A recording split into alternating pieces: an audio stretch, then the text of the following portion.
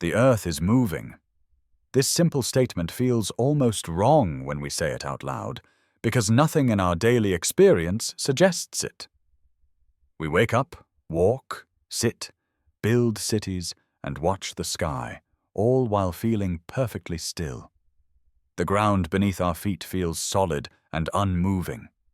Yet at this very moment, Earth is spinning at more than 1,600 kilometers per hour at the equator, racing around the Sun at nearly 30 kilometers per second, while the entire solar system is orbiting the center of the Milky Way at unimaginable speed. And still, we do not fall. We do not feel thrown outward into space. We do not feel pulled violently into the Sun. We are not crushed, stretched, or torn apart.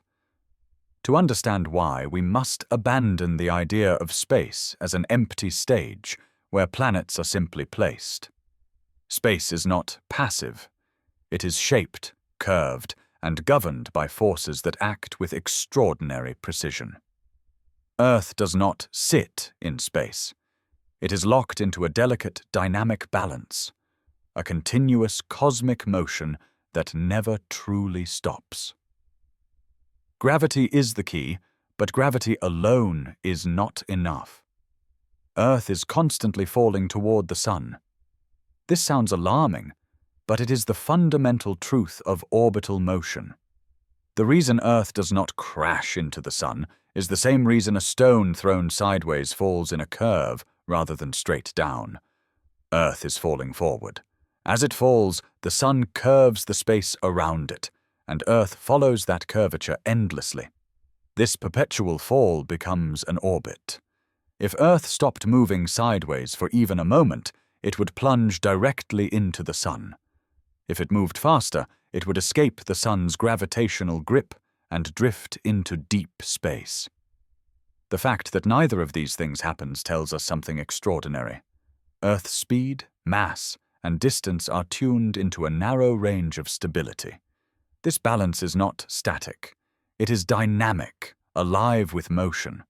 Earth's gravity pulls everything toward its center, including the oceans, the atmosphere, and our own bodies. At the same time, Earth's rotation creates a subtle outward effect, strongest at the equator. These two influences do not cancel each other out completely. Gravity wins, overwhelmingly. The outward effect from rotation is so weak compared to gravity that it merely makes us slightly lighter at the equator than at the poles. We never feel close to being flung into space. The atmosphere itself remains bound to Earth for the same reason. Gas molecules are constantly moving in all directions. Some move upward, some downward. But Earth's gravity keeps the vast majority of them trapped. Only the fastest, lightest particles occasionally escape into space. Over billions of years, this process has shaped Earth's atmosphere, but never stripped it away entirely. Earth's distance from the Sun plays another crucial role. Too close, and solar radiation would strip away the atmosphere and boil the oceans. Too far, and Earth would become a frozen world with little energy to sustain life. At its current position, Earth receives just enough energy to maintain liquid water, stable weather systems, and long-term climate cycles. Yet even this is not the full story. Earth is not alone. The Moon exerts a stabilizing influence that is often underestimated. Without the Moon, Earth's axis would wobble chaotically over millions of years, leading to extreme climate swings. The Moon's gravitational pull dampens these changes, keeping Earth's tilt relatively stable. This stability allows seasons to exist without becoming catastrophic. Jupiter, far beyond Earth's orbit, also plays an invisible role. Its immense gravity acts as a shield, redirecting or capturing many comets and asteroids that might otherwise strike Earth. While impacts still occur, the frequency is far lower than it would be without Jupiter's presence. In this sense, Earth's stability is not an isolated phenomenon. It is part of a larger gravitational architecture, a network of influences that spans the entire solar system. Nowhere is this balance more striking than when we compare Earth to its closest planetary neighbor, Mercury. Mercury is a world of extremes, and it reveals what happens when orbital balance exists without moderation. Mercury orbits the Sun closer than any other planet, at an average distance of only about 58 million kilometers. At this proximity, the Sun dominates everything. Gravity, radiation, and tidal forces leave little room for equilibrium as we experience it on Earth. Mercury's year lasts just 88 Earth days. Its orbital speed is immense, far greater than Earth's, yet still not enough to escape the Sun's grip. Mercury is locked into a tight, fast orbit that constantly exposes it to intense solar forces. The motion that carries Earth and Mercury through space does not stop with them. Beyond Mercury's harsh equilibrium lies a world that appears, at first glance, almost familiar. Similar in size, similar in mass, and forged from the same primordial material as Earth. Yet Venus demonstrates how a small shift in balance can lead to a radically different destiny. Venus orbits the Sun at a distance that places it just slightly closer than Earth. In cosmic terms, the difference is subtle. In physical reality, it is decisive. Venus receives nearly twice as much solar energy as Earth, and this excess energy becomes the foundation for everything that follows. Like Earth, Venus once may have possessed oceans. Water vapor likely rose into its early atmosphere, clouds formed, and rain may have fallen. But proximity to the Sun altered the long-term equation. As temperatures increased, more water evaporated into the atmosphere. Water vapor is a powerful greenhouse gas, and its presence trapped additional heat, raising surface temperatures even further. This feedback loop continued until the system crossed a point of no return. Unlike Earth, Venus lost its water not gradually, but catastrophically. Ultraviolet radiation from the Sun broke water molecules apart in the upper atmosphere. Lightweight hydrogen escaped into space, while oxygen reacted with surface rocks. Over time, the planet was stripped of the very substance that might have moderated its climate. Venus did not drift away. Venus did not fall into the Sun. Its orbit remained stable. But internal balance collapsed. The atmosphere of Venus grew denser and heavier, dominated by carbon dioxide. Pressure at the surface became more than 90 times that of Earth. Heat could no longer escape efficiently. Surface temperatures climbed to over 460 degrees Celsius, hot enough to melt lead, and remained nearly uniform across the planet, day and night, equator and pole. This uniformity is revealing. Venus rotates extremely slowly, with one day lasting longer than its entire year. Yet despite this sluggish rotation, temperatures remain stable across the globe. The atmosphere itself has become the great equalizer, transporting heat with relentless efficiency. Here, balance exists again, but it is a balance of confinement rather than moderation. Venus shows that an atmosphere can be too effective. Instead of protecting a planet, it can imprison it. Gravity holds the gases tightly, solar energy pours in, and escape becomes impossible. Venus is not chaotic, it is locked. Even its rotation bears the mark of solar influence. Venus spins backward compared to most planets, likely the result of massive collisions or prolonged tidal interactions with the Sun. Over billions of years, external forces reshaped not only its climate, but its very sense of direction. In Venus, we see a world where orbital stability does not guarantee environmental stability. Falling through space in a perfect orbit does not ensure habitability. Balance must exist not only between speed and gravity, but between energy and release. Mars, by contrast, tells the opposite story. Where Venus retained too much, Mars lost too much. Mars orbits farther from the Sun than Earth, receiving less warmth and less light. Its gravity is weaker, only about 38% of Earth's, and this difference changes everything.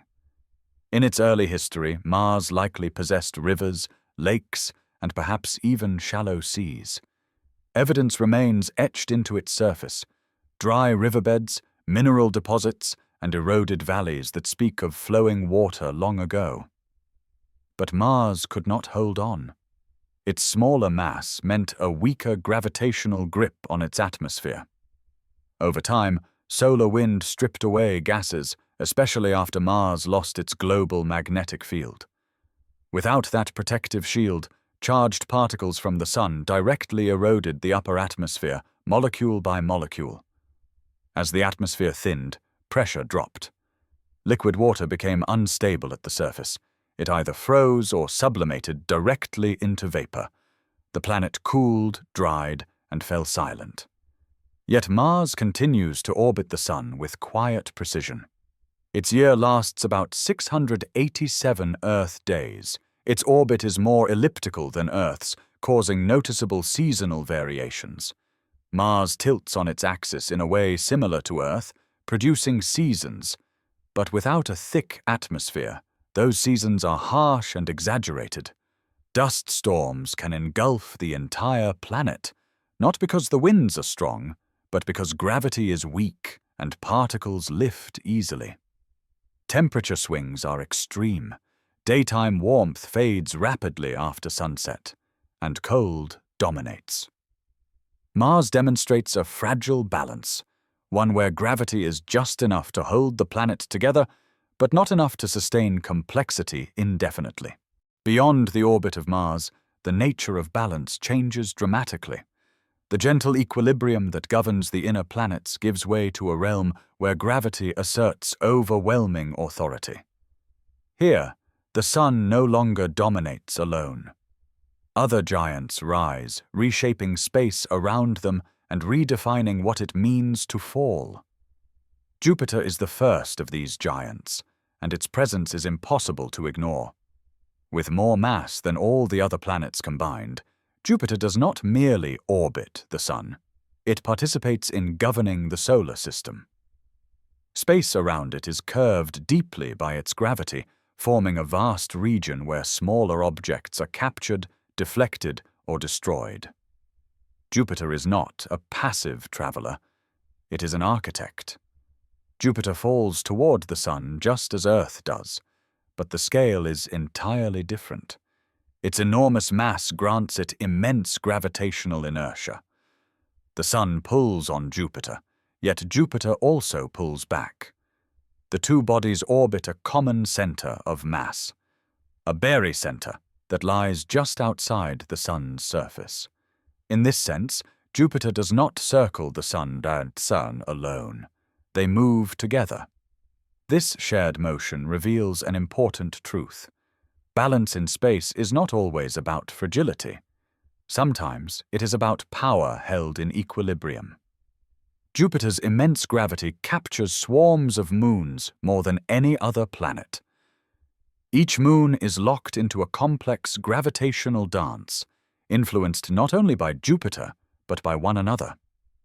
Tidal forces stretch and compress these moons, generating internal heat. On Io, this heat fuels constant volcanic eruptions. On Europa, it sustains a vast subsurface ocean beneath an icy crust. Here, falling becomes internal. Moons fall toward Jupiter but never reach it. Instead, they orbit endlessly, their interiors kneaded by gravity itself. Energy is not received from the Sun alone, but generated from motion and tension. Jupiter turns gravity into a power source. The planet's atmosphere reflects this dominance. Composed primarily of hydrogen and helium, it lacks a solid surface. Clouds swirl in layered bands driven by rapid rotation. Jupiter completes a rotation in less than 10 hours, despite its colossal size. This speed amplifies its gravitational flattening, causing the planet to bulge at the equator. Storms on Jupiter are not temporary events. The great red spot, larger than Earth itself, has raged for centuries. It persists because there is no solid ground to slow it, no oceans to absorb its energy. Jupiter's atmosphere is a system in near-permanent motion, stabilized not by calm, but by continuous circulation. Jupiter does not lose its atmosphere because its gravity is simply too strong. Gas molecules, no matter how energetic, remain bound. Solar radiation becomes almost irrelevant at this scale. Jupiter defines its own balance. Yet even Jupiter must obey the larger structure of the solar system. It remains locked in its orbit, falling forever, never drifting away, never collapsing inward. Its dominance operates within limits set by the Sun. Saturn, farther out, offers a quieter but no less profound expression of balance. Though less massive than Jupiter, Saturn is still a giant, composed mostly of hydrogen and helium. Its density is so low that, in theory, it could float in water. A poetic but revealing idea. Saturn is a world where mass spreads outward rather than compressing inward. Its gravity is powerful, yet gentle enough to create one of the most delicate structures in the solar system. The rings. Saturn's rings are not solid. They are composed of countless particles, from microscopic ice grains to chunks the size of mountains. Each particle orbits Saturn independently, falling toward the planet, yet perpetually missing it. The rings are a visible illustration of orbital mechanics made tangible. They exist because balance exists. Too close to Saturn, gravity would tear objects apart. Too far away, moons would form. The rings occupy a narrow region where tidal forces prevent collapse but allow persistence. This region, known as the Roche limit, marks a boundary where falling is forever incomplete. Saturn's moons echo this theme. Titan, its largest moon, possesses a thick atmosphere and lakes of liquid hydrocarbons. Despite the cold, complex chemistry thrives. Gravity once again shapes environments in unexpected ways, sustaining dynamic systems far from the Sun's warmth. Saturn rotates rapidly, flattening its shape and energizing its atmosphere. Winds race across its cloud tops at astonishing speeds. Storms form and fade in rhythmic cycles, including massive hexagonal patterns at the poles, structures that arise naturally from rotating fluids under stable conditions. Beyond Saturn, the solar system grows quieter. The Sun shrinks to a brilliant star rather than a dominant presence, and its warmth fades into a distant memory. Here, gravity still rules, but it does so with subtlety rather than spectacle. The planets that inhabit this realm are not shaped by heat and radiation alone, but by cold, time, and the slow persistence of motion. Uranus is the first of these distant worlds, and it immediately challenges our expectations of balance. Uranus does not rotate like other planets. Its axis is tilted by more than 90 degrees, leaving the planet effectively lying on its side as it orbits the Sun. Seasons on Uranus are extreme and prolonged. For decades, one hemisphere faces continuous sunlight, while the other remains in darkness, only for the roles to reverse over the course of its long year. This unusual orientation likely resulted from a colossal collision early in Uranus's history. A single impact may have permanently altered the planet's sense of direction. Yet despite this violent origin, Uranus remains stable. Its orbit is calm, nearly circular, and undisturbed. Once again, falling continues uninterrupted. Uranus completes one orbit around the Sun every 84 Earth years. Its speed is lower than that of the inner planets, but still perfectly tuned to its distance. Gravity pulls it inward, motion carries it forward. The balance holds, even when the planet itself appears fundamentally misaligned. The atmosphere of Uranus is cold and sparse compared to the gas giants closer in. Methane absorbs red light, giving the planet its pale blue-green color. Winds sweep through the upper layers, but they do so quietly, without the towering storms seen on Jupiter or Saturn. Energy here is limited, heat escapes slowly, and little remains to drive dramatic change. Uranus emits remarkably little internal heat. Unlike Jupiter and Saturn, it does not glow strongly from within. This absence suggests that something disrupted its internal structure long ago, perhaps the same event that tipped it onto its side. The planet exists in a subdued equilibrium, shaped by what it lacks as much as by what it has. Its moons follow suit, orbiting along the planet's tilted plane. Their paths look unnatural when viewed from afar, yet they are perfectly consistent within Uranus's own gravitational domain. Balance adapts to circumstance. There is no universal orientation in space, only relative motion. Neptune lies even farther out, at the edge of the Sun's direct influence. Here, the concept of falling becomes almost abstract. Neptune takes 165 Earth years to complete a single orbit. The Sun's pull is weaker, but not absent. Motion slows, yet never stops. The planet remains bound, tracing its long, dark path through space with unwavering precision. Neptune is smaller than Uranus, yet far more active.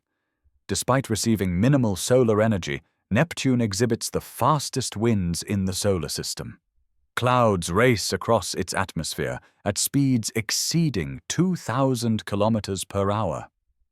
Storms appear and vanish in the deep blue haze, fueled not by sunlight, but by internal heat. Neptune radiates more energy than it receives from the Sun. Gravity, compression, and slow contraction generate warmth deep within the planet. This energy leaks outward, driving atmospheric motion in a world otherwise starved of light. Here, balance is internal rather than external. Neptune's gravity holds its atmosphere firmly, preventing escape despite constant motion. Its moons, including the large and unusual Triton, orbit within a complex gravitational system. Triton moves backward relative to Neptune's rotation, suggesting it was captured rather than formed in place. This capture reshaped the system, yet did not destabilize it. Even chaos can be absorbed into balance. At this distance, the solar system begins to thin. Beyond Neptune lies the Kuiper Belt, a vast collection of icy remnants that mark the boundary between planets and interstellar space. Objects here still fall toward the Sun, but their paths are wide, slow, and fragile. Some are nudged inward, becoming comets. Others remain frozen in distant orbits for billions of years. The lesson of Uranus and Neptune is not one of gentleness or dominance, but of persistence. They show that balance does not require warmth, familiarity, or even symmetry. It requires only motion that matches gravity, speed that answers distance, and time that allows systems to settle into lasting patterns. From Earth, we feel still. From the Sun, we are in constant descent.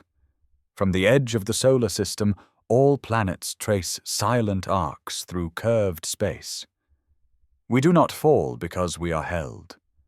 We do not drift away because we are moving. The universe does not support us from beneath. It guides us forward. And in that endless forward fall, worlds endure, climates emerge, and time itself finds a rhythm. Not in stillness, but in motion without end.